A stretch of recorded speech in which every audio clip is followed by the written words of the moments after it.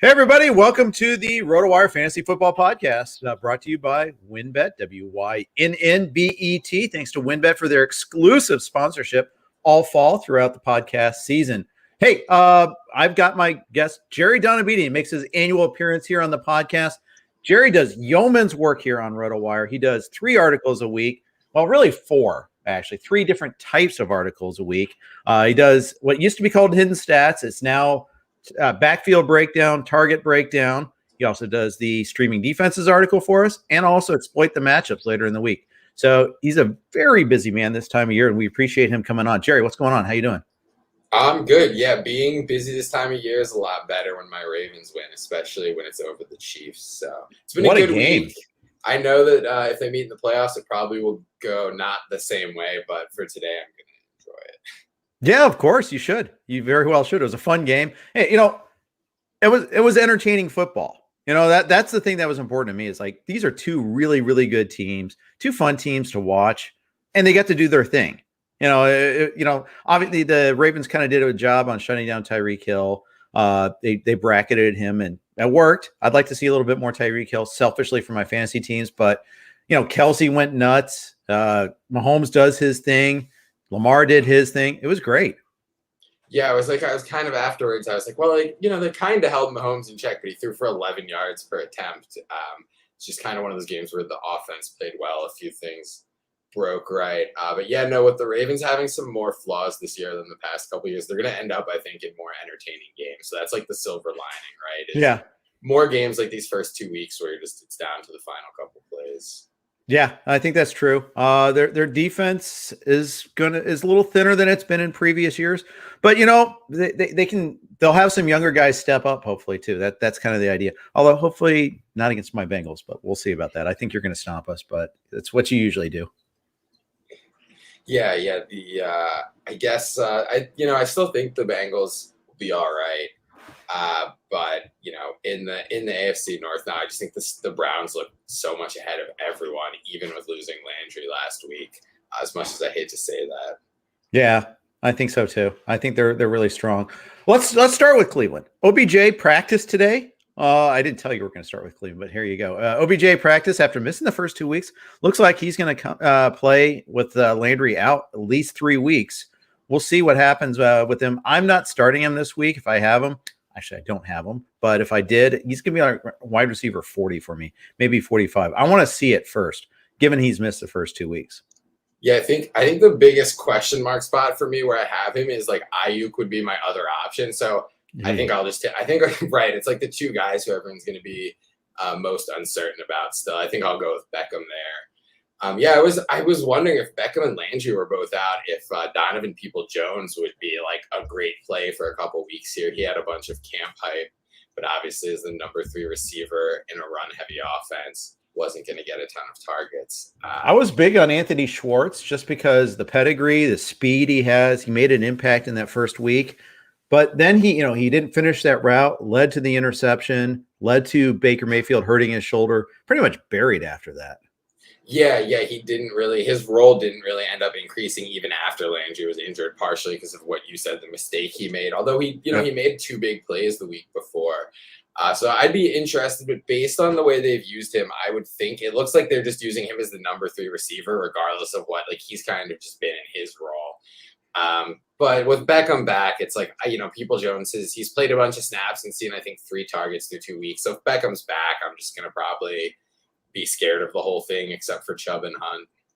Yeah, and that's just the rub with Cleveland is, are there going to be enough attempts for it to matter? I mean, you look at the targets last week, they spread them all around. The 3 different tight ends got at least 3 targets. I kind of like Harrison Bryant, but again, can you get the reliable target share? That's the problem. Yeah, all 3 of those tight ends look good as players. It's like if one of them could get, 60-70% of the routes that are available, but it hasn't been working out that way. I mean, with Njoku kind of looking at least very athletic, resurgent again, Hooper just isn't getting enough. And then, Bryant, he looks like he could, potentially be something if he had more playing time. Right. So, it's messy even beyond the receivers now. It is messy. Speaking of messy, the Steelers are messy right now. Offense and defense. Ben looks terrible. He's not throwing deep. that much at all. And when he does, it doesn't look good. Now Deontay Johnson hurt his knee on the last meaningless play of the game last week. Didn't practice today. I'm kind of preparing for life without him for a week or two. I don't know. Maybe I'm being a little fretful because I have a lot of exposure to him, but doesn't look great. And I don't really. I love Juju and I love Claypool, but I don't love Ben. Yeah, I mean, so far it does seem like last year after the year was kind of, did Roethlisberger slump or is he washed up? And so far, you might be inclined to say the latter. I'm not so sure, but he's definitely not what he once was, and he's now going to be playing through that injury. Like, it's to his left pectoral, not his right. But he said it affected him during the last game, and he wasn't sure whether or not it would affect him this week. Didn't practice Wednesday. He's going to play. I would say very strong chance he plays, but might not be his usual self. And the drop off there, even though Roethlisberger hasn't been good, Mason Rudolph, as far as backups go, is a pretty lousy one. Yeah, he is. And with Juju and Deontay, you can at least say, their targets are so short that maybe it matters a little bit less. But Claypool's already off to a rough start with that offensive line. He's going to get a few more snaps, I guess, if Deontay Johnson misses a game or two here. But I'm still just not even with those extra snaps, maybe a few extra targets, the combination of the O-line and the QB issues, it's all a little bit worrisome. Yeah, it is. It is. And I'm a little interested, by the way, in Freiermuth. I like what I saw in the preseason. He's getting more snaps than Ebron is. He's getting a few more routes, a few more targets too. I don't know if it's enough to be reliably startable, but things can evolve. He could take over by midseason and be the main tight end. Yeah. In my target breakdown, actually, that I wrote on Tuesday, he was one of the guys I highlighted as like a guy to stash on your bench, not someone I'd want to start right now necessarily tight end because he is still in the timeshare with Ebron. Although when I looked at week 2 compared to week 1, it did go a little closer to Freiermuth. Ebron did drop what was probably Roethlisberger's best play of the game. He got away from pressure, made this beautiful throw on third down, and of course classic Ebron dropped it. So I do think that Freiermuth will probably, by the end of the year, be getting at least in like a 2/3, 1/3, or 3/4, 1/4 situation. And with that offense, if they can't run the ball and they have to throw 40 attempts a game, even if it's not efficient, the tight end could be fantasy relevant. So I like him a lot as a stash, and especially for Dynasty. Yeah, I 100% agree with you on that one there. Big news out of Chicago. Justin Fields is going to start this week. Bears fans are hoping this would happen. Maybe, not this way, but maybe this way. Maybe they're like, hey, Andy, take all the time you need to heal up there. Take care of that. Poor Andy Dalton, by the way. He got his one great year. He gets hurt, and misses the playoff game and everything like that. He was like a down ballot candidate for MVP that year. And then they lose AJ Green his last couple years in Cincy. Then he goes to Dallas and, we're going to take away your entire offensive line when you get the big chance to quarterback this team. Now you go to Chicago and nobody wants you, and then you get hurt. Yeah, no, he's had a bad run of luck combined with a little bit of decline on his own with aging. Right. And Matt Nagy did say that, hey, once he's healthy, he's still our starter. But I think we all agree that just depends on how Justin Fields plays, right? Right. Although Anthony Lynn said the same thing about Justin Herbert and Tyrod Taylor last year. Hey, they're going to re-sign Tyrod any day now, and Herbert's he's a fluke, but yeah. I didn't really see, actually. The stats I saw were ugly, but I would say that I saw less of the Bears-Bengals game than any other game in week 2. I'm guessing you saw more of it than I did as a Bengals fan. Was there anything with Fields that was better than what the stats would suggest, or was it just kind of the Bears offense just looked ugly with both quarterbacks? Robinson actually had a bad drop, and it was in the end zone. And it was so that changes his entire stat line. It was a relatively deep ball.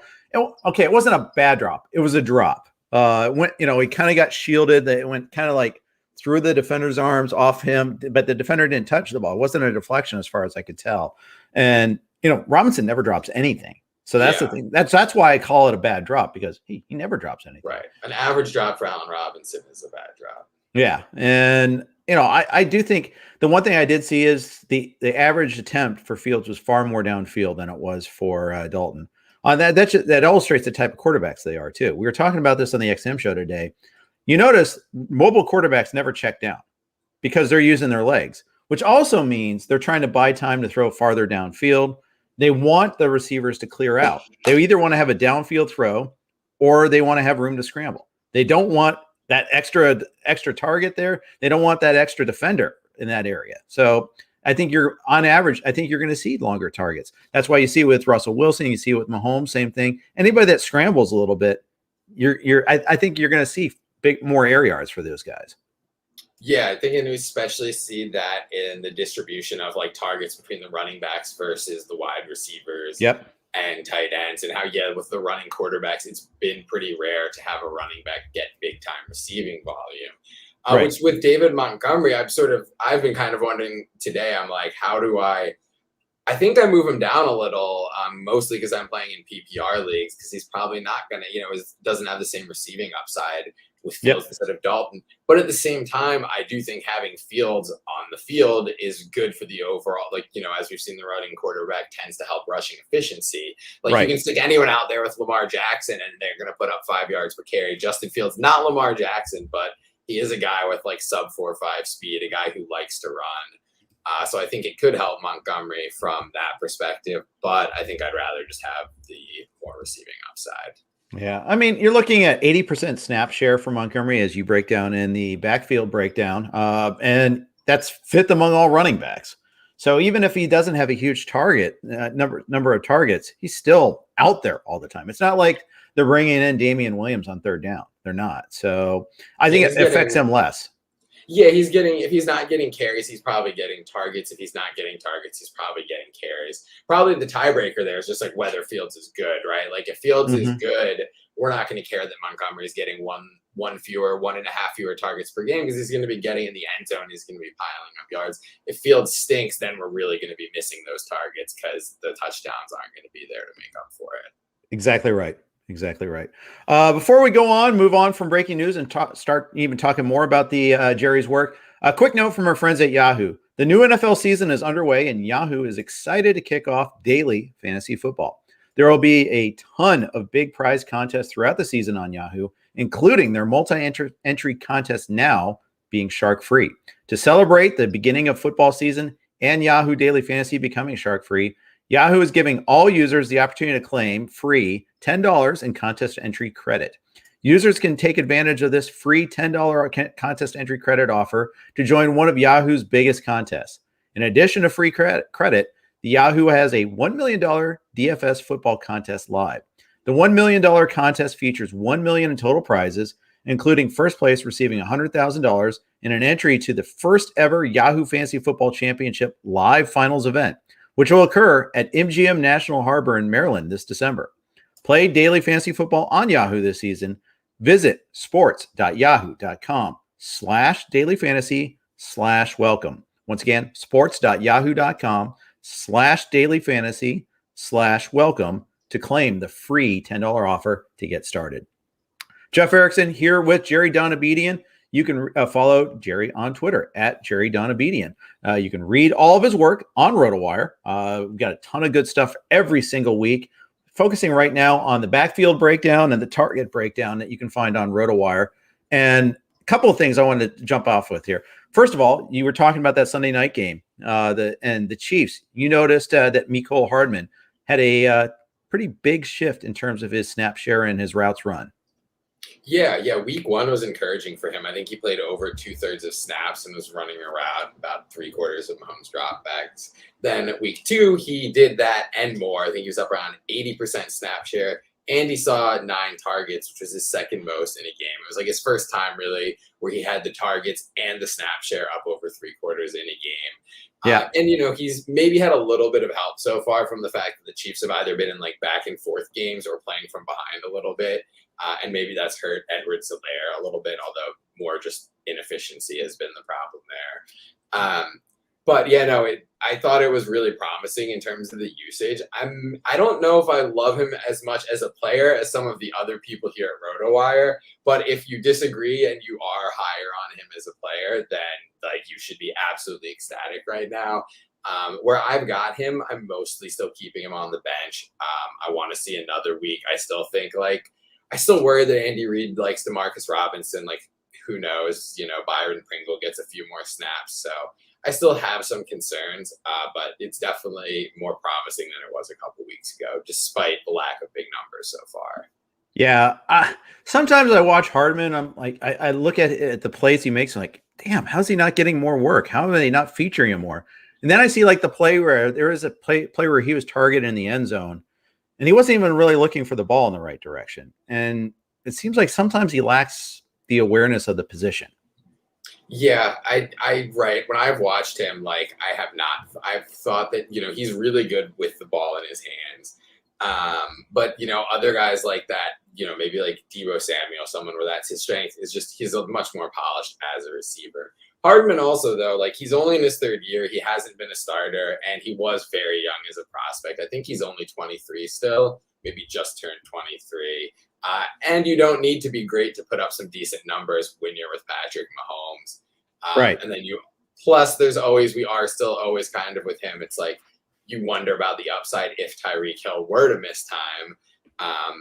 Right now, maybe for this week, it doesn't matter, but that's still there as a factor too. So he's kind of like the perfect guy to have as your fourth receiver right now. Exactly. By the way, if you're unfamiliar with Jerry's target breakdown series, it used to be called Hidden Stats last year, and we broke it down into target breakdown and backfield breakdown. I'm going to post a link here for those of you watching the stream with us here. You can follow along. But Jerry, give a quick 30,000 feet review of what you're doing with this article. So basically I go just through each game and look at, first I do running backs. I look at every running back who played that week for every team, show like snap shares, target shares, how many carries, what percentage of the team carries, percentage of touches, mostly looking at usage stats. I mean, we'll also touch on, I write notes under each game in addition to the stats. So I'll also touch on efficiency, who got the goal line work, who got the third down stats. And then at the end, I take all that work I've done breaking the games down and I put up stat leaderboards for the whole league. I do waiver recommendations. I do drop recommendations. We look at injuries from the previous week. And I actually put that at the top of the article. It's sort of change that around a little this year because the game by game breakdowns, they're very long, right? Like it does take a while to get through them. And a lot of the information is then put to use. So I sort of put that first, and then the game by game stuff is like, if you want to get into those details of like, who was getting the 3rd and 7s for the New York Jets or whatever, like it's there for you. It's probably only going to matter if you're playing 100 DFS lineups or 50 deep dynasty leagues. But I play in some really deep dynasty league type stuff where I care about every second, third string running back type thing. So I make notes on it and kind of, do with it what you will. Yeah. And so, if you guys, I posted this in the forum, but if you want to check it out on RotoWire, if you don't already have an account on RotoWire, go to rotowire.com/try, get that free 10-day trial. And you can see the link to the article there and you can see all of Jerry's work. Let's go with, there's a couple guys that jumped in mind for me here. And, a couple of guys that caught my eye as drop-ems, that pickups and drops. For one, the one that jumped out to me is Christian Kirk. You recommended a drop on Christian Kirk. Why? I'm not getting that much playing time, not getting a lot of targets. I think so far Hopkins and Green have both been every down players. And so Rondelle Moore, who's looked incredible so far, has he's been the 4th receiver or he's been the 3rd guy and taken snaps away from Kirk. And even though Kirk had the big game week 1, I just think Moore is going to keep taking more snaps there. Like we've seen Kirk have these 1 or 2 big games this season. I'm not buying into like any kind of late breakout or upside. Like the only thing I could see for him with upside is Hopkins getting hurt. And then you've got 10 targets per game spread around to everyone. And even then, like I would just probably be trying to trade for Rondelle Moore or something instead. So it's funny because I picked up Kirk. I was chasing last week's stats apparently, but between week 1 and week 2, I picked him up. And I always kind of nominally thought of him as the number 2 receiver there. But it's interesting, enlightening to see that the lack of snaps that he's getting, which is kind of funny.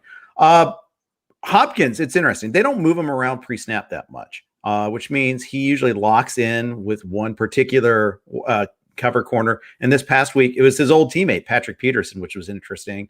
So that explains why he may have only gotten 4 targets and why they targeted more frequently and AJ Green more frequently.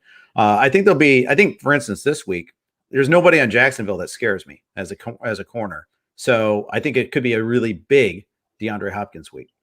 Yeah, they do seem to just prefer to throw to Hopkins unless like the other team totally takes him away. And I do on the Kirk thing, I do think it does seem like they just handed AJ Green the every down role and demoted Kirk when I might have leaned toward the opposite based on what we saw last year, right? I wouldn't say might, I definitely would have leaned toward the opposite. And Green looks, all of them, I guess everyone for Arizona has looked pretty good through 2 weeks. Matchups help with that. But hey, they're getting their best matchup yet this weekend in Jacksonville. Yeah, they are. And I'm a Bengals fan, so yeah, I thought Green looked pretty washed at the end of the season last year. But he also probably was demotivated some too. I mean, we tend to have that effect on our players. So I don't know. We'll see. Maybe, yeah. But after a couple of weeks, it does look like he's still getting his snap share there a little bit. And at the meantime, you're trying to go out and get Rondelle Moore everywhere. Yeah, I mean, I think most places that I think it's too late. Most places. I think he does have I think that just looking at Green and Kirk, I do think Moore could be the number 2 receiver there by the end of the season. We know their tight ends aren't going to catch a ton of passes. So I do think that he could be a 1,000-yard rookie type guy. But I will caution, when I look at this target breakdown, I look at his route share and snap share, next week could easily be a goose egg. It's not he is still splitting snaps with Christian Kirk. And the fact that he's been good, I would think Moore should get more playing time, but I don't make the decisions. The bet is that over the season that works out and he eventually ends up in a full-time role. But for week 3 or week 4, and that's again, I think I put him as more of a stash than a week 3 streamer, even though he's had the production, it's come on such a small workload that you need to see that workload grow before you can trust that the production will continue. When we cite roster percentages, this was obviously when you posted, probably the first run of waivers has changed that a little bit, but it's also Yahoo Leagues. Just for people who are looking to understand exactly when we say, okay, Rondelle Moore is 35% rostered, that's as of Tuesday on Yahoo Leagues. Right. Yeah, no, he's definitely he's probably rostered in all but one league that I play in. And so we also I also include Quintez Cephas, Marcus Valdez-Scantling, Diami Brown.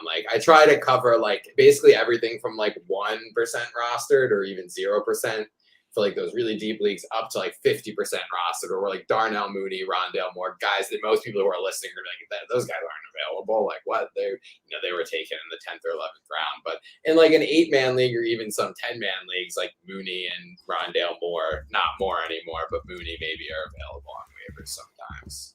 Well, a guy listed I think is interesting is KJ Osborne.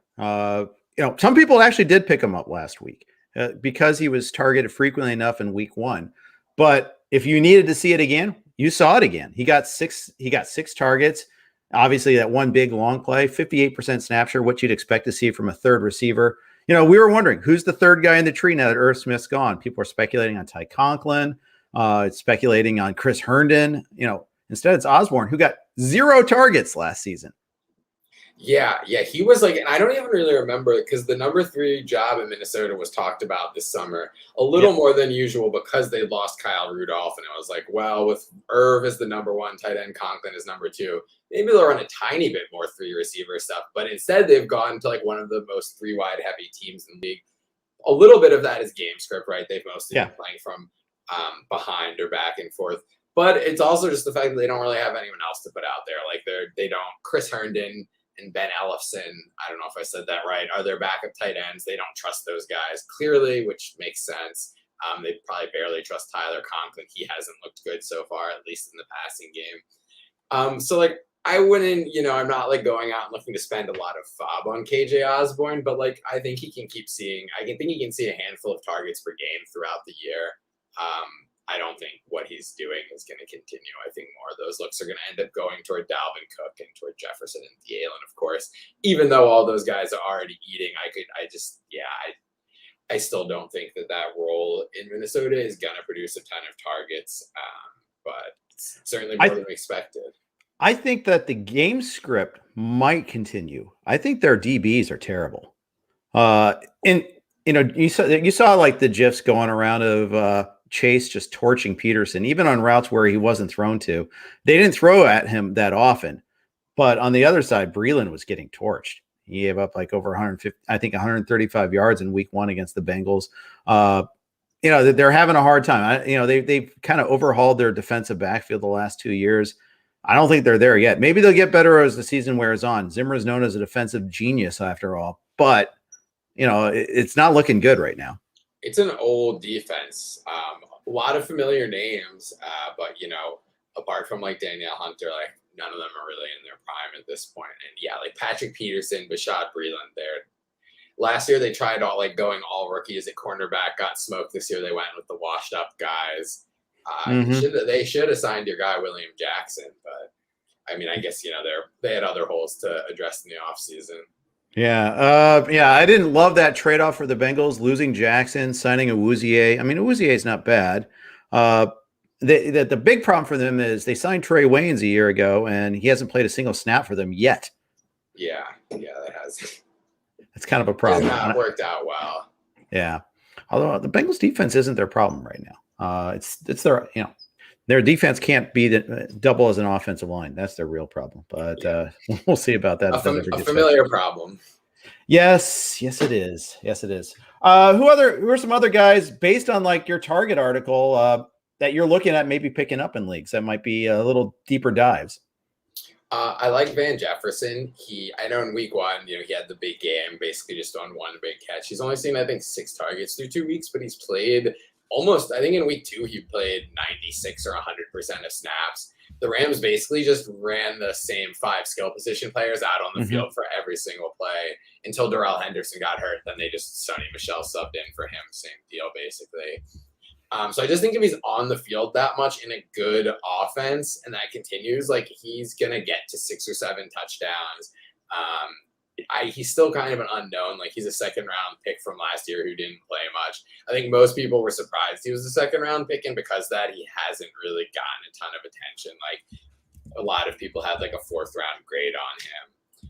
But I do think there's potential there, and that even if he's not a great player, if he can get 80 targets in that offense somehow, I think he'll be pretty productive. Quintez Cephas is kind of the last man standing, the best man standing among the Lions wideouts. Looks like Tyrell Williams will miss another game this week. The house of Tyrell is a little shaky still with the concussion. Cephas got 89% of the snaps last week. A decent number of air yards, obviously scored the first touchdown. I know Hawkinson's their 1st and 2nd option, but Cephas looks pretty darn good too.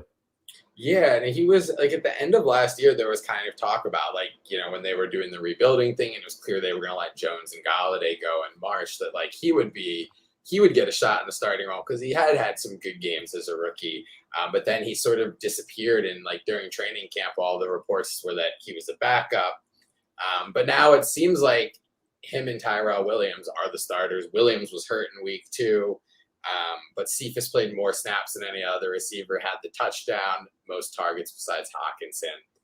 I mean, that Lions offense, like Hawkinson will get it done because he's really good and he's going to see a ton of targets. There's not that much upside with the wide receivers, but like as a deep league guy, I think he will see 5 or 6 looks per week, and that has value a lot of places. Yeah. And Hawkinson is like a top 3 tight end. He's past Kittle for me. I just love the usage and just the narrow tree. I think he's just, John Hansen always likes to. I learned this phrase, by the way, this week. He called him the hawk alarm because there would be an alarm that would ring when he'd start to get too many targets and they'd go away from him just because he'd like to taunt us. So they call it the hawk alarm. I think they put that on permanent snooze this season. Yeah, I was like, at some point, I guess you worried that if he's like, it's so obvious that they're going to him. But like at tight end, you'll take when he's getting 9-10 targets. And like you said, I looked at the usage too, and it's like whatever, 97% of snaps. He's run a route on all but like 2 of Jared Goff's. It's like, it's the kind of thing you only really see like Travis Kelce, Logan Thomas last year, obviously a much lesser player than Kelce or Hawkinson really. Mm-hmm.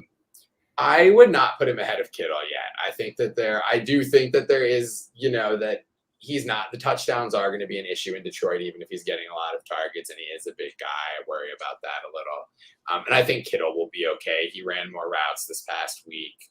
And he has just such a strong history of production that I think he will end up being I've got him. Let's put it this way. I got him at 3 in my rankings for this week ahead of Kittle. But then again, Kittle draws Green Bay, and we just saw Green Bay can't handle a tight end. So we'll see. But then again, Hockenson gets your Ravens. And, we saw Waller get 19 targets against them. We saw Kelsey go nuts on Sunday night. Those are the 2 elite tight ends in football. So it might be just that. But I don't know. The Ravens seem like they might have troubles covering tight ends. I would say if Hockenson has a good game, the Ravens' defense versus position stats will, no matter how well they play guard tight ends, they will never recover. Like they're going to be right. In December, you're going to be reading some article or something like the Ravens have allowed the 3rd most points to tight ends, even if they haven't allowed a catch in a month, because they're just getting absolutely smoked by them out of the gate. Right. And with Waller, I thought they did an okay job guarding him. I mean, they didn't. The first half, at least, yeah, not great. I thought that. I thought him and Carr actually had a drop and another misconnection. It could have been like a 160-yard game, really. And Kelsey, he was like, whatever. He had 80 yards and a touchdown on not that many targets. So, yeah, Hockenson is obviously like I guess I have him 4th at tight end this week. So we're basically right there. Like he's the real deal. Right. And if I recall, that's the Sunday night game for San Francisco. So for DFS purposes, we won't be able to use Kittle in the main slate. So, I was going to say you could pivot to Kittle as like the lesser used guy for once, but no, that's not going to be the case. Maybe on your showdown slates, you can take advantage of that a little bit there. And then the Ravens, they're at Denver next week, so things will change a little bit there. Although Noah Fant's a good tight end too. I don't know. Maybe they're just drawing like all the good tight ends early on. Yeah, I guess. And they have had a little more trouble against tight ends than receivers in recent years. I guess when you look at the corners, that makes sense. Sure enough. Before we start talking about backfields, a quick note from WinBet. There's one thing we appreciate here at RotoWire. It's making good decisions, and even more so, making the right decision. Listen up, folks. I have an incredible offer for you with RotoWire's newest partner, WinBet, the premier digital casino and sportsbook app. WinBet is now the exclusive sponsor for RotoWire's fantasy podcast. WinBet brings you all the latest action with a user-friendly interface, moneyline bets, boosted parlays, over-unders, round robins, live betting, and so much more are at your fingertips. Want a break from sports betting? Head into WinBet's digital casino and take a spin on roulette, double down on blackjack, slam the slots, or try your hand at baccarat. WinBet is currently available in 6 states: Colorado, Indiana, Michigan, New Jersey, Tennessee, and Virginia, while rapidly expanding. At WinBet, the possibilities are limitless. WinBet is currently offering all RotoWire listeners a risk-free bet up to $500 on your first wager. Download WinBet now. That's WYNNBET. WinBet, the exclusive partner for RotoWire's fantasy podcast. Jeff Erickson here with Jerry Donabedian. We've been talking about Jerry's target article. Well, now we're going to move on to the backfield. And Jerry, Phillip Lindsay has scored 2 weeks in a row, but you think he's possibly a drop option? Yeah, I think he's been pretty fortunate to score 2 weeks in a row. Ingram is getting maybe 60% of the groundwork. David Johnson is coming in for most of the passing downs. They even brought Burkhead in a decent amount of snaps this past week. So Lindsay kind of just has like this awkward role where they throw him in for a handful of carries per game. And we're like, why'd we sign this guy? You could say that with like Ingram or Burkhead too. But I don't think that there's really any upside there. Even if Ingram gets hurt, it's just going to be a 3-way committee with Burkhead too. So I'm pretty much just still not interested in Houston. Yeah, I hear you. I'm with you on that one too. It is funny how Ingram's in the game, must be a run, and it's going to be even worse with Davis Mills at quarterback this week. Yeah, I do find that.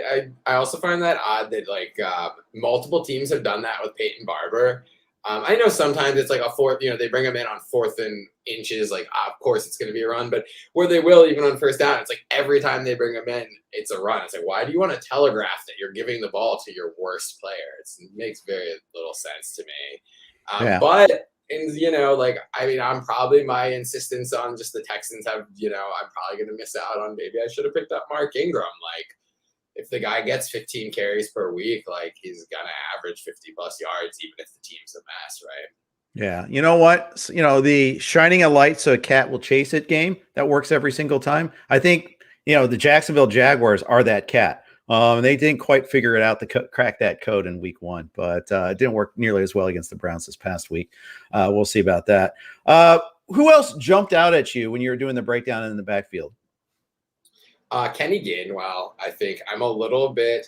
He's been getting he's actually had a larger role than what Boston Scott had behind Miles Sanders when both of those guys were healthy last year.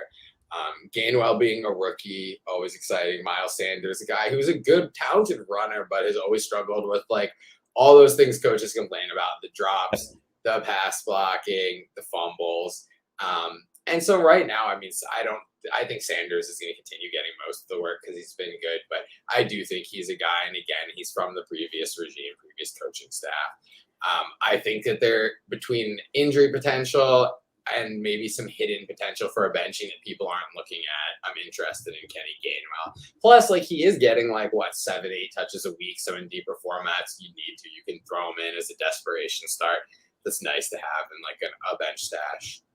Yeah, it is. It is. I have Gainwell in a few places. I was happy to pick him up. Just the tricky part is, okay, now I got to try to find a place to use him sometimes. But I do like him quite a bit. One of the things that you do in this article is, you break down not just how many snaps they're doing, but where they're getting used as well. Like if it's on red zone situations, on third down situations, passing downs. That's one of the things that I think that's really helpful about this article.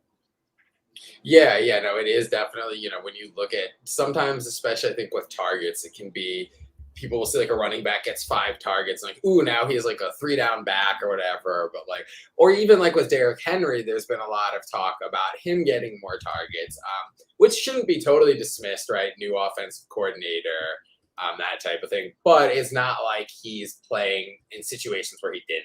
You look, and Jeremy McNichols still came on every time it was a 3rd and long. They're still taking Derrick Henry off in the 2-minute drill. So there's still going to be those 0 catch games. Maybe they are trying to prioritize them more in the passing game. You would kind of hope so, because he's not going to run routes really well. He's 250 pounds, but he's got pretty decent hands. And when he has the ball in his hands, he's Derrick Henry, whether he caught it or he started with a carry. So. Yeah, he's not going to be your crazy wheel route guy, but they are designing some plays. A good screen that happened against Seattle. There's another play where he came out in the flat and he was clearly the intended target. So, it's a little different. We'll take it. Right. I'm seeing it as kind of, when I look at the usage, I'm okay, maybe he's a 2 catch per game guy now rather than a 1 catch per game guy. He's not, people might want him to be a 4 catch per game guy. I highly, highly doubt it. But that extra catch per game, that could be the difference between that's the difference between him being a good and not so good pick at 4th, 5th overall, where you took him possibly. Here's where I confess I have 0 Derrick Henry this year. Me neither. I got worried about the 800 touches basically the last 2 years, and just including playoffs.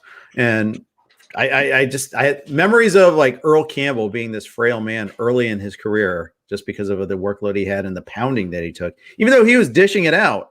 It takes a toll on his body too. Yeah, I think I feel like I've been fading Henry for a few years now, and I've just been nothing but regret over it. Right. But one of these days I'm going to be right. But that's true for every player. Yeah. Matt, he's taking 400 touches a year. It's no matter if he's the most durable player in the NFL, which he may very well be, he still is probably more at risk of getting hurt than what we think based on how healthy he's been so far, right? Every time you touch the ball, there's some risk, and he's touching. Same with McCaffrey, durable guy, but we saw last year, he's just getting the ball so much, there's some chance. So with Tennessee, normally that's where I like to stash the backup running backs, but with Tennessee, it's who do you stash? Yeah, there are always those guys that defy the norm, that defy the actuarial tables, if you will, and he could be that guy. I could end up being wrong, and then I'll be saying my process was right, but that doesn't matter. It's funny. He smashed right through your process like it was a defensive back or something like that, right? Exactly. What do you make out of the San Francisco backfield? It's a mess. I don't know how Elijah Mitchell could have put up a complete dud, had a touchdown overturned, injured his shoulder, and he might be more valuable than he was at this time last week, just because his injury was not as bad as everyone else's. But you do kind of worry, are they now just going to be forcing this sixth-round rookie to play through like a kind of questionable shoulder injury just because they have no one else? I mean, they signed Jacques Patrick, some 240-pound guy off the Bengals practice squad. Yes, that's right. Your buddy Jacques, right? Yeah. I didn't really know much about him. They added Chris Thompson to the practice squad today. So, like, I guess Chris Thompson season. Yeah, Duke Johnson was lacking, so they went Chris Thompson to find that stereotypical third down back role. But yeah, and the most fragile one they could find too, the guy who's like played more than 10 games once or twice in 8-year career or whatever. Rest of season, Trey Sermon or Elijah Mitchell? I'll go Elijah Mitchell. Yeah. Okay, you're that down on Sermon, huh? Yeah, I think if you're like a first round pick, I think the draft capital continues to matter. But I think like the difference between a third and sixth round pick, I think it matters in May, like in OTAs. After that, I don't think it really matters. Like if Mitchell moved ahead of Sermon, like I think it's just because they now think Mitchell is better. And they probably think that Sermon was a bad third round pick, which is what basically everyone said when they took Sermon in the third round. Is no one had a third round grade on this guy. And the excitement was based on Shanahan's system more so than the player, which is the same thing for Elijah Mitchell, realistically. But I do still I think there's upside there just because, like, who else is going to take the ball? We know the plays will be well designed and the blocking will be good. So, yeah. Would you stash Jeff Wilson in the hopes that he might eclipse both of them later on when he comes back from his injury?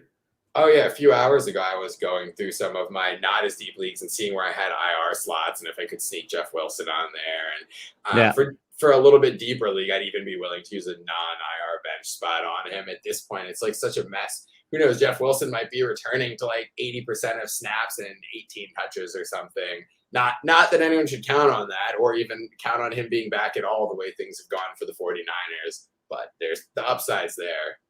Yeah, here's the thing. The Niners and the Pats are similar because they frustrate the hell out of us because they change who's going to be getting the targets, or who's going to be getting the snaps, the carries, or the third down targets and all that. But they're good. So when you get that share, it's very valuable if you can get it right. The problem is they change it so frequently and they don't tell us. So that's the tough part. Yeah, I almost wonder if they're like better at evaluating line talent and skill position talent. I mean, with Kyle Shanahan, it's like he's been so good at designing plays. They've done such a good job rebuilding their offensive line. But like some of the stuff with like that guy like Joe Williams a few years back, where it's like he pounded the table to pick him in the third round against everyone else, and he never played. Trey Sermon, and then paying Jared McKinnon. It does seem like his evaluation of running backs isn't great, but fortunately, anyone he puts in averages 5.5 yards per carry because his play designs and his blocking are so good. That's wild. It is wild. They're kind of like the Tampa Bay Rays, if you're a baseball fan at all, like just, they've got like 98 wins, but they don't have one pitcher you can count on getting those wins or saves for that matter. Saves are even worse with them, but this is a football podcast. I won't get too far afield, but point is, count on the organization, but it's not the greatest thing for fantasy. So that's really the frustrating part about that there. Any other running backs that you're thinking of stashing this week? Because it's not like there's a Mitchell out there this week that everybody's going to bid on. Who's a good, like cheap, like $1 bid, $0 bid stash this week at running back? Yeah, I would say it's not as exciting of a week. It is. I am more looking at, like I said, browsing the bottom of the page for where I can add Jeff Wilson and that kind of thing. Mm-hmm. Salvin Ahmed is someone I've kind of been talking about since this summer. And I have leagues where I've dropped, add. Like he's my default. If there's someone on my team I'm just done with, I just add Salvin Ahmed and then I drop him the next week when I actually need someone who's going to play. But I do think Myles Gaskin has not been playing well. He had a horrible game pass blocking last week. He allowed like 6 pressures or something ridiculous, like as bad of a PFF grade for that as you'll ever see. And the Dolphins were a disaster. He's had a drop. I think he could at some point lose that job. Ahmed could step in. And Malcolm Brown has not seen his role grow at all. So I do think that's one where, in addition to injuries, you have that possibility of benching. And no one's really looking to add him because no one is excited about Miami's offense right now. Right. Rightfully so, but I do still think there's some talent there. And, if Tua does come back in a few weeks, they do have Fuller and Waddle healthy. It's going to help keep defensive backs out of the box and maybe some potential down the road for Ahmed. Yeah, we didn't really talk about Tua being out this week. Brissett looked terrible last week. Now, maybe that's also pass blocking, but he's kind of looked terrible for much of his career. It's too bad because I think this is a pretty interesting matchup with the Raiders, and this game provided a lot of fireworks last season. They played each other last season. What do you expect, out of Brissett in this offense with the full week of practice with Brissett? Yeah, do you think there's a perception that Brissett is one of the best backup QBs in the league? And I don't think there's really much if you look at what has actually happened when he's played. It's not been good. I don't, he's not like Mason Rudolph where it's like cover your eyes bad, no chance but he's pretty bad. And unfortunately I have like a 2 QB league where I have Tua and Fitzpatrick, lost both of them. And I now have to do like a max fob bid on Brissett, either because it's either that or like Kendall Hinton and hope for like 1 catch in the second QB spot. Yikes. But I'm not optimistic. And I'm not really a believer in Tua either, but I at least was like, he kept me interested in the Dolphins passing game because we don't really know. He was an early pick. With Brissett, I'm just like, I think the targets are spread too thin. They've got a backfield rotation. Gesicki kind of disappeared in week 1, came back in week 2, but they were down by 35 points. He's always played a lot when that's been the case. It's sort of the more in-between situations with him that you worry about. Yeah, I was reading with that Pats game, they kept him in to block a lot because they're concerned about their rookie tackle. And I'm like, well, there are going to be other games where they're concerned about their rookie tackle too, not just New England. And I don't know, I got a little grumpy reading that. I was like, come on, you've got this talent. Are we evaluating him different than they are? I don't know. Yeah, I can't say I love him as a player, but keeping him in, they mostly have used him as like an oversized slot receiver to this point. I do with them. It's like the combination of bad offensive line plus a bunch of pretty good but not great skill players where it's like the touches are spread thin and none of it is all that efficient. Right. Maybe Will Fuller or Jalen Waddle is good enough to where they're just so good that you have to throw them the ball. But other than that, I'm just kind of done, feeling a little done with this offense and maybe just hoping they give Ahmed 15 touches at some point because they're so Gaskin. Yeah, I actually had a little bit of Gaskin. I still have that Raiders game in my memory bank from last year. I still think there's some skills, but he hasn't played well so far this year. There's no denying that. Before we start talking exploiting the matchups and a little bit another news note before we sign out, quick note from our friends at Vivid Seats. Preseason football has wrapped up and we're ready for the regular season to kick off. And we're here in week 3. Live events are making a comeback and there's no better place to be than Vivid Seats to get back into the action. So grab your NFL tickets and cheer on your favorite team from the stands. Man, that feels great to say. Even better, they just launched a new and improved rewards program with free tickets for every fan.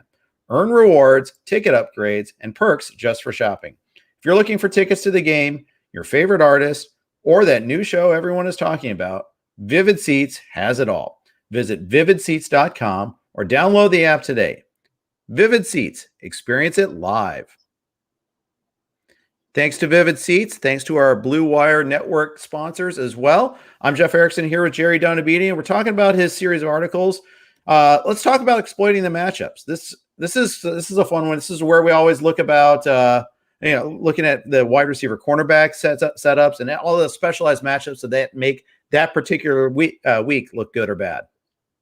Yeah, it's my final article of the week, and that's kind of where after I do on Monday and Tuesday, I do the backfield breakdown and the target breakdown where I'm looking at all the different usage for different teams. Then on Wednesday and Thursday, try to look more at the matchups, what's coming up this week. But you will also, if you read it, you'll see that I work in a lot of the stuff about the rules. It's mostly a matchups article, but still talking about a lot of other stuff, some of that other stuff, notes that I've made from the previous week. Yeah. So this week you're starting to do that work on the article now. What's caught your eye? Well, to be honest, I am I'm in my in-between between weeks 1 and 2. Okay. I do know I am pretty excited about Noah Fant, although it's also perhaps because I'm trying to trade him in one league. But with the Broncos being home against the Jets and Jerry Jeudy out, I think Sutton and and Fant and maybe Hamler are going to have big weeks. I will note that Sutton, Fant, and Tim Patrick were all in the injury report Wednesday, but they were all limited participants. In Fant's case, I think that was also the case either in week 1 or week 2. He handled a full workload. Right. I believe he's seen 14 targets through 2 games, has a touchdown, 77% of snaps. Although, he's looking great, but tight end in general is looking pretty strong this year, especially if we kind of assume some kind of bounce back from George Kittle. So where I'm like, I'm stoked on Fant, but then I go to rank him. I'm like, I still only have him like 8th or 9th among tight ends. Like he's not, most years, like if I saw his usage through 2 weeks from a first round pick, I'd be like, oh my God, this guy is a tight end 3, tight end 4, but the position is just really strong right now. Yeah. For the first time in a while. It's strong, but it drops off like pretty quickly. Strong but shallow. Whereas a lot of years there were like 25 guys who could all do a little bit for you. This year there's like 8 guys who are good and then like a few mediocre and then guys who like barely play or see targets, it seems like. Yeah, that's right. So, it's interesting on a couple of these here. A couple of the what was I going to say about about the Broncos also. So the other thing about the Broncos too is I think Sutton, him being limited is kind of a management thing. They're trying to work him back from the ACL. He looked a lot stronger last week than he did in week 1 facing the Jaguars. Has something to do with that, but facing the Jets, we want this. We're really looking forward to this matchup. Yeah, I mean, home against the Jets, the Jaguars, at least, they don't have a very good secondary, but they've spent some, they've got a first-round pick, CJ Henderson, and a big money signing, Griffin. The Jets just have a bunch of, 5th and 6th-round picks and undrafted guys they've just been kind of throwing at the position. They'll probably address that with all the picks they've got in this next draft. Yeah. I think it's just that they're a great matchup for wide receivers. And we saw last year that even when they lost in blowouts, because the Jets did have a decent run defense and were so bad against the pass, that teams would kind of keep throwing on them, just it's easy, it's fun, keep doing it. Yep. I think that's right. Who's in a particularly bad matchup this week offensively? Who are you looking at? I usually would start this guy, but after looking at the matchups, I don't like it. I don't like Damian Harris this week for the Patriots. Okay, that's a good one. Yeah, I think that I expected the Saints run defense to drop off more than it has with some of the bodies they've lost. But so far their offense has looked like the bigger problem. Harris is a guy I've been a little bit down on anyway. And I think the Patriots have done a really nice job using James White. And I also just think Mac Jones has looked sharp with the quick passing game.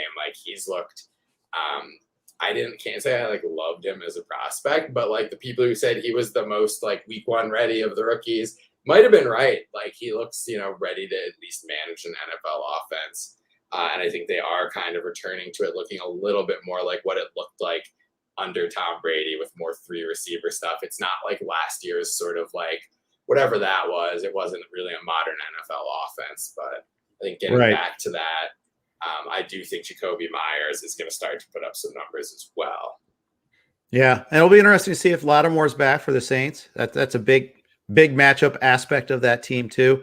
They're getting Bradley Roby more and more involved in their coverage as well after trading for him from the Texans. So Saints defense, I'll be honest. I didn't think they were that good. I thought they lost too many key parts in the offseason. They had a lot of salary cap woes, and then they went out and shut down the Packers. So I'm like, okay, I was wrong about the Saints. Maybe they are really good still because they've had a pretty strong defense over the last few years. And they kind of laid an egg against Carolina. Okay, which version of my wrongness am I embracing here? Yeah, they did okay against McCaffrey on the ground, but they got beat up by him through the air. Yeah, and by Moore as well. I think they're a mediocre team. I think the Patriots are a mediocre team, which is so weird to have those teams meet. And it's just they're two of really, I think I might say the most mediocre team in each conference. It's only 2 weeks, but yeah, kind of based on the rosters. Rojo, Fournette, Gio Bernard. Is there hope for any of these 3 backs? I guess there's hope for Fournette still. Rojo's in the doghouse again, right? What did he do? He missed He did something. completely whiffed on a pass pro where right. Brady got sacked. I mean, they highlighted it. They slow-moed how bad the whiff was too. I mean, it was, and I watched the games on the Grid channel, and in the afternoon games, there was only 4 of them, so you can see it a little bit better. It's like, oh, that's not good. That's definitely not good. I didn't see it. I just read about it, so I'll have to go back and watch it. Mm-hmm. I ended up watching. My biggest observation from going back and watching like the quick version of the games was that Trevor Lawrence looked like Peyton Manning on the first drive, and then looked like Nathan Peterman the entire. Oh, I was like, terrible. okay. I was like, okay, this is what we expected. I was like, okay, who cares what happened week 1? Like this. Yeah. Here he is. He's here. And then it's just the rest of the game. He couldn't complete a throw. It's like his 4 best throws were within his first 5 attempts of the game, and everything after was just complete trash. So is it because they scripted well in the first drive and then nothing else, or did Denver just change their look, or what happened? They may have scripted well, but like it was just like the ball was going where he wanted it to go at first, and then later on it was just not, and he was panicking. I think the offensive line did play a lot better on the first drive. He did have time to throw. And they did on like the touchdown. Marvin Jones just like ran right past his guy. It was a nice throw, but it was also really terrible coverage. Yeah, that's true. Denver has been without Bradley Chubb too. I mean, it could have even been a worse matchup for Jacksonville somehow. But at any rate, they face Arizona this week. I have a lot of Lawrence. I hope I bought into generational prospect tank for Trevor. We've been hearing about it for years. I thought, okay, well, let's get on board. And I got some Chark to go with it. I'm scared to start either of them right now. Yeah, I'm a little nervous, but I do still. I mean, I think it could still work out. I would like to see Lawrence running a little more. Yeah. Because he does have the athleticism. I guess he didn't run a ton in college, at least when he didn't need to. Yeah, but it's also he is a rookie quarterback, new coaching staff. It's only been 2 weeks. Maybe it shouldn't be surprising that Marvin Jones, the veteran, the only veteran guy really there, is the only one who's doing well. Maybe it does need more time to come together. Yeah, maybe so. But it looks so bad. I tell myself this, but when you watch it, it was just like, ugh. Yeah, and I've forced myself. I force fed a lot of Jacksonville because of my exposure to them and James Robinson. I've got a couple shares of, and I've got a bunch of James Robinson, and it's like, yeah, I'm it's how long am I going to keep saying, well, the snap share is there, so, but if the team isn't getting first downs and touchdowns, the running back is not going to do it. When you're trailing big early both times, I mean, it's tough. I mean, it wasn't necessarily big against Denver, but they were trailing most of the time. Against Houston, it was 27-7 at the half. Against Houston, a matchup that we're supposed to be a good matchup there. That's the thing that's kind of scary about that. One other note, news item: Darrell Henderson, has the rib cartilage injury. Sat at the end of the game last week. Sony Michel took over. Didn't practice today. It might not even matter because they're facing the Bucs, and you really don't want your running backs going against the Bucs anyhow.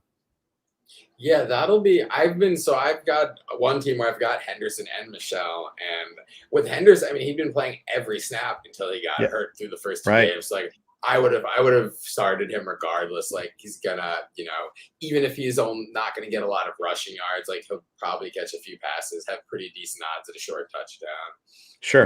Michel, though, you don't quite know that he's gonna have that every down role. They did. Right. I said earlier that they used basically just Michel, but they did put Jake Funk in for I think 3 snaps maybe after Henderson was hurt, and Michel played like 12 or 13. And so that is kind of a dicey play. Whereas with Henderson, I would feel like, okay, I'm taking the workload. Once you add that uncertainty to the horrible matchup against Tampa Bay that we've seen so many great running backs fall flat in, I start to get a little worried. Yeah, which reminds me, great running backs not doing a whole lot. What about Zeke versus Pollard? I mean, Zeke got more snaps, but Pollard got the same number of touches last week and looked really awesome. Very efficient in that. Is it just because he's the fresher back, or is he the better back right now? Are you are you a Pollard truther? I'm not a Pollard truther, but it does seem like it's been a while now where, like, man, this guy looks better than Zeke whenever he comes off the bench. And I do think part of that is just playing style, right? Like, what Elliott does well is more subtle. He's never been a guy who broke off a ton of long runs. He's never been, even at his best, he never was like up near the league lead in broken tackles. And Pollard is like a faster, flashier player. So I think that's part of it. But yeah, I do kind of wonder, like, would that just be a 50-50 split if their contracts were the same, right? At this point. Right. But they're not. Their contracts aren't the same. And no, they're not. That's true. And I don't think that, and even though Pollard, I think last week may have been more of a hot hand thing. We saw that once, maybe twice last season, where even in a non-garbage time game, Pollard did get up toward maybe like 30% snap share and a dozen touches when he was playing well. But then the next week, like Elliott would play 80% of snaps again. So it's more wait and see. Again, like Pollard is, regardless, is like the perfect guy to have on your bench, right? Because if Elliott does get hurt, Pollard will probably be more valuable than Elliott is right now because they don't really have like a third string back they trust. That's right. That's right. I kind of view like Pollard and AJ Dillon in the same bucket there. That if something were to happen to their starters, they'd be top 10 backs right away. Right. Like I wouldn't even look at the matchup. I wouldn't look at who else was on my team. I just boop, they're going right in the lineup. And Madison, I put like one step below that. Yep. I'd agree. Mike Boone's not walking through that door, but the fact is he did walk through that door in the past. Yeah. And Madison last year, he had the 2 chances and he had like an absolute dud the first time when everyone played him. And then in week 17, when, he was just only played in DFS, he just had like whatever it was, 35 points or something. Right. But it was, Exactly. All right. That's going to wrap up today's episode. Jerry, thank you so much for coming on board. Thanks for all the great articles. You can check out his work at rotowire.com/try. We didn't really get into a deep Ravens dive. We'll have to do that some other time, maybe on SiriusXM, but we've already gone an hour, so I don't want to keep you too much longer, but thanks for coming on today. All right. Yeah. Good talking to you, Jeff. Good luck with your lineups this week. All right. Thanks, everybody. Thanks for everybody for tuning in. Tomorrow, we've got Mario and John. Thanks for listening to the RotoWire Fantasy Football Podcast, brought to you by WynnBET, WYNNBET. Have a great day.